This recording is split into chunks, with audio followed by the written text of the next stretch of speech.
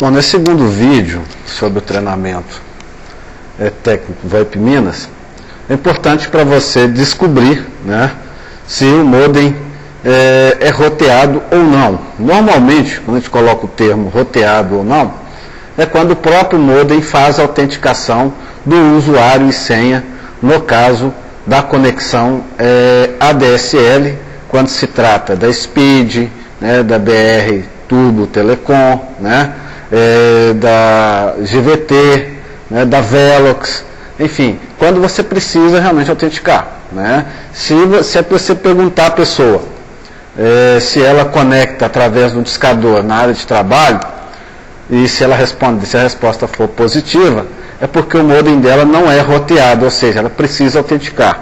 Se caso ela não utiliza esse artifício para se conectar à internet, ou seja, se ela conecta diretamente no navegador de internet, como tem aqui, né, o Internet Explorer, se ela fala, olha, não, eu realmente só clico no navegador, não preciso fazer mais nada. Você pode ter certeza, ou o modem dela é roteado, ou tem um outro equipamento fazendo isso para ela, certo? Para você saber disso, é só identificar na área do computador da pessoa, né, se ela tem algum discador para conexão ADSL, ok? Bom, aqui nós temos um exemplo de uns equipamentos no qual o modem, né, utiliza para autenticar e para dividir essa banda larga entre uma rede, entre vários computadores. Neste caso pode ser um modem comum, um roteador comum, desculpe, ou pode ser um roteador wireless, que é um roteador sem fio, para que você possa também distribuir para um notebook. E aqui também outro modelo de um outro modem da Linksys, né, muito comum, muito utilizado para fazer esse tipo de roteamento de rede ou roteamento do próprio modem. Okay? Então, ou ele vai estar sendo roteado, ou vai estar utilizando um aparelho desse para poder fazer o roteamento, né? Se for uma empresa, no caso, se você for fazer uma demonstração numa empresa, é muito importante, como eu disse no vídeo anterior, né, você saber quantos computadores está utilizando na rede, né? Nós temos aqui um exemplo de uma rede corporativa, tem vários hubs, a rede toda cascateada, o tráfego está muito alto, né? Tráfego de dados, tráfego de vídeo, tráfego de voz. Então, se for colocar esse VoIP numa empresa onde tem muitos computadores, você tem que tomar alguns cuidados, porque você pode, além da rede estar congestionada, com tráfego muito alto, né, você pode ter o problema da divisão da banda larga e a pessoa não vai poder estar utilizando o VoIP com qualidade. Então, é importante você identificar quantos computadores. Não seria aconselhável que você colocasse o VoIP para funcionar numa rede muito congestionada, onde tem um tráfego muito alto. Então, é muito importante que você tome o cuidado de saber se tem muito computador sendo utilizado na rede, certo? Bom, a empresa também pode estar usando um proxy configurado no computador ou um aparelho roteador, como na figura ao lado, que é aqueles que nós colocamos aqui, no caso para rotear o modem ADSL, né?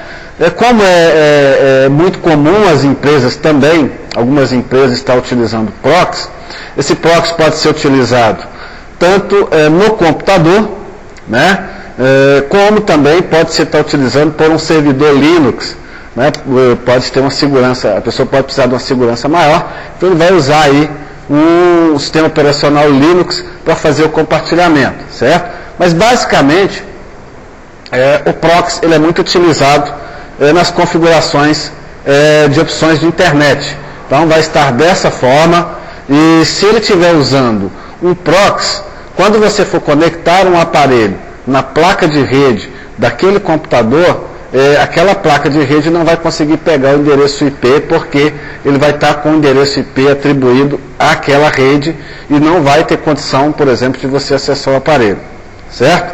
Então, se estiver usando proxy, não é muito comum e não é aconselhável que você instale o softphone em uma rede que utilize um compartilhador baseado em proxy, né? Existem muitas limitações de portas, muitas limitações de tráfego, né? de protocolos. Então, se você instalar um softphone numa rede onde tem um compartilhamento em proxy, você vai ter muito problema com o VoIP. Há necessidade de você fazer um contato com o administrador da rede para que ele possa abrir algumas portas específicas. São portas UDP, né, 5060, e também liberar o firewall dele para desbloquear o acesso ao nosso softphone, ok?